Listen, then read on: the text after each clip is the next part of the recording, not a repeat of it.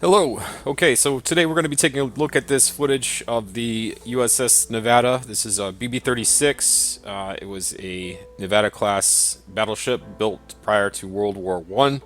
She served in World War One and throughout World War Two. She was involved in the Pearl Harbor attack and was significantly damaged, but was the only battleship able to get underway during the attack.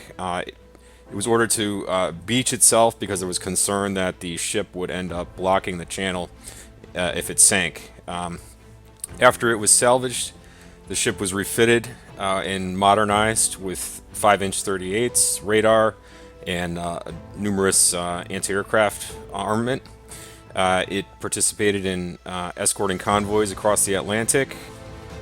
It participated in the Normandy invasion. It was involved in shelling France.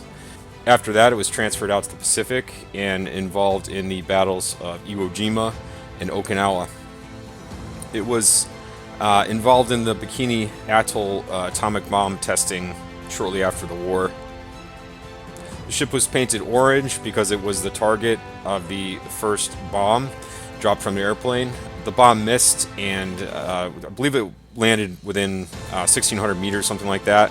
The Nevada didn't really sustain much damage from it, but it was then hit by a second bomb, which was detonated underwater, and that bomb also really didn't have much of an effect on it. The only issue is that the ship was highly radioactive, so the Navy decided it was time to dispose of it and towed it about 65 miles off the coast of Hawaii, where it was attacked by the USS Iowa and a couple other ships. The ship was extremely resilient and survived about 5 days of bombardment before the Navy finally gave up and decided to sink it with a TBM, or TBF if you like, Avenger torpedo plane. The wreck was found in 2020 and was positioned inverted. The bow and stern ripped off, and the turrets had also fallen out. There's some pictures on Google if you want to take a look. I haven't been able to find any significant video footage of that. Okay, anyway, that's the introduction. Let's take a look at this footage and see what we can see. Here you can really see the oil slick from the ship being hit. You can see it more clearly in some earlier clips while I was speaking.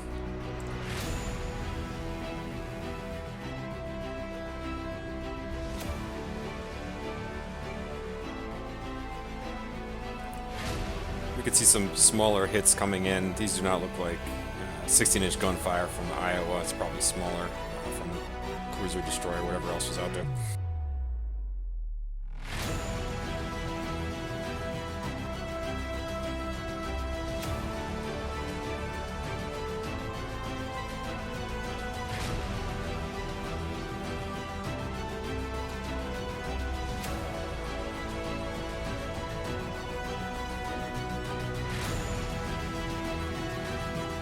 Okay, now we have some bigger hits coming in. These are probably 16-inch shells.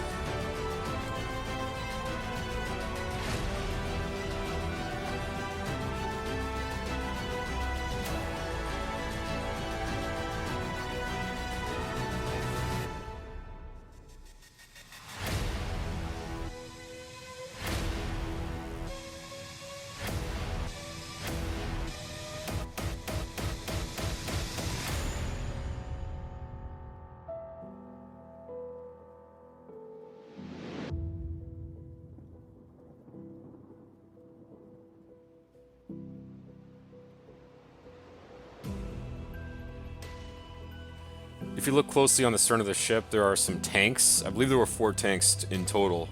But the interesting thing is, if you look at some of the newer footage or pictures from the wreck site, you can actually see one of those tanks on the bottom that's upside down.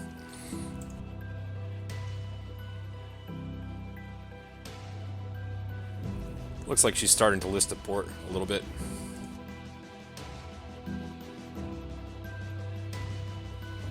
Some more 16-inch shells coming in here.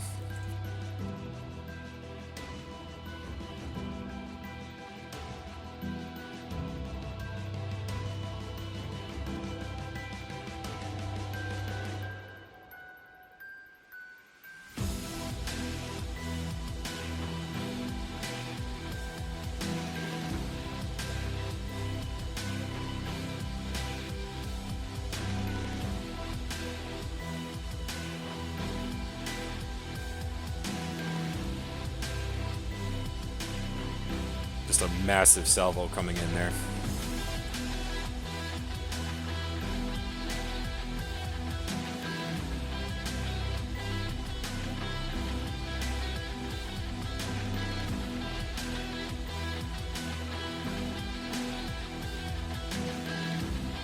Again, you can see those tanks on the stern. There's definitely some massive damage to the deck just to the right of that second turret there.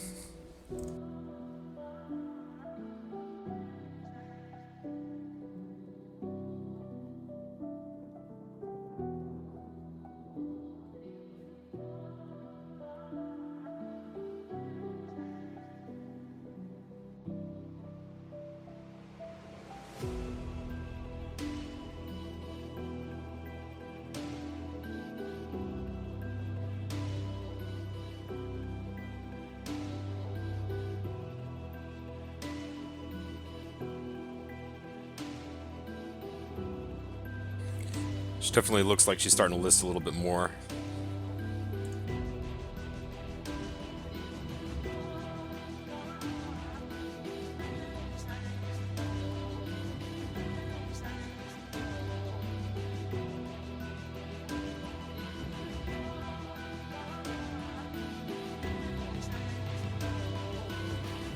Some more 16-inch salvos coming in.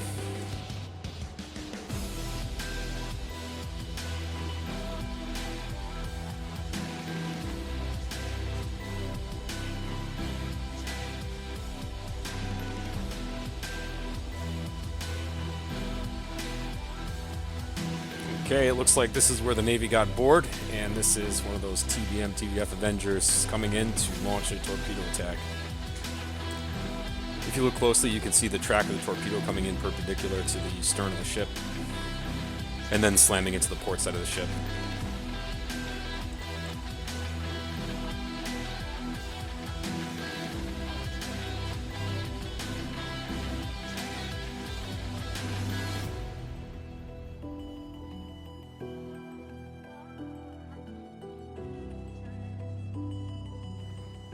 Another torpedo hit to the stern.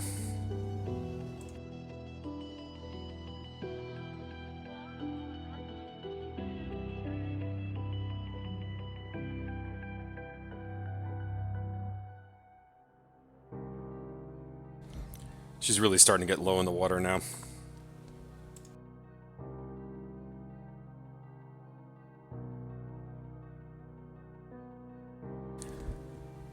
Looks like we're getting into some kind of repeat footage here, but I just want to take a second and, kind of analyze what's going on here. So, at first glance, it's hard to watch one of our own ships that was, very famous, involved in Pearl Harbor, had a great career and served, with honor and distinction. We had a number of lives lost aboard this ship.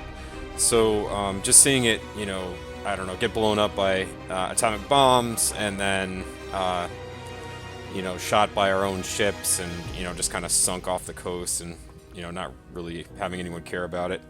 Kind of got to me a little bit at first, but then, I thought about this whole situation. And, this ship survived, 2 wars. It was damaged and sunk during Pearl Harbor, salvaged, took part in D-Day landing, which is, one of the most important invasions in the history of mankind. Served with distinction over there, ended up in the Pacific, was involved in, some major bombardments of, major battles of the Pacific War, and just had, a really impressive history. So we can add all this up and say, well, it deserved better, right? There were some ships that, ended up being museum ships and whatnot, but it's a little bit later on after the war. And unfortunately, once the atomic bomb testing was performed, there's no way that this ship could have been converted to a memorial after that. Anyway, in a different argument, you could say that it took 2 atomic bombs and days of being blasted by our best battleship and some other smaller surface ships involved there. Wouldn't sink from that and then had to be torpedoed multiple times by our own torpedo planes before it finally sank. I mean, this is impressive. This isn't even our most modern battleship. I mean, she was built before World War One, and just to see the amount of punishment that this ship could take is extremely impressive. And in my opinion, is kind of like, okay, well, I'm okay with this. Like, she went out, like, put up a good fight, and I mean, the Navy learned a lot from the testing that it had done on the ship. So even though it's at the bottom of the ocean, where no one really has seen it in many years, she still went out in a blaze of glory as far as I'm concerned. So I don't know if y'all agree with that. If you have other thoughts, I'm happy to discuss that. But anyway, just my 2 cents. I had a lot of fun making this video, and I look to do more voiceover videos in the future. But please let me know if there's any content you're looking for, any other videos. I have a lot of stuff that I haven't posted, and I'll try to do some work on it. Thank you.